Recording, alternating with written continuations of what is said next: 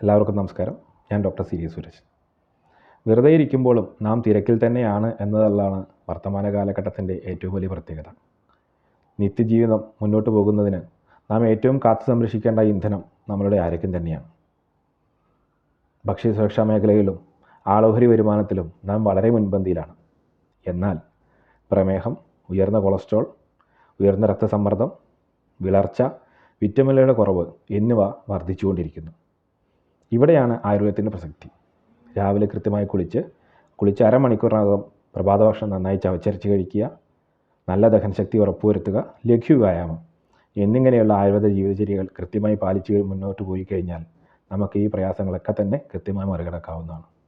നാം കേരളീയർ പ്രത്യേകിച്ച് കർക്കിടക മാസം നമ്മളെ ആരോഗ്യ സംരക്ഷണത്തിനും പരിപാലനത്തിനുമായി പ്രത്യേകമായി ആചരിക്കുന്നതാണ്. ഈ ദൈനംദിന ജീവിതത്തിലെ തിരക്കുകൾക്കിടയിലും കൃത്യമായ ആരോഗ്യശീലങ്ങൾ പാലിക്കുവാനും മുന്നോട്ട് പോകുവാനും അതുവഴി കൃത്യമായ ആരോഗ്യം ലഭിക്കുന്നതിനും എല്ലാവർക്കും സാധിക്കട്ടെ എന്ന് ആശംസിച്ചുകൊണ്ട് നിർത്തുന്നു. നന്ദി, നമസ്കാരം.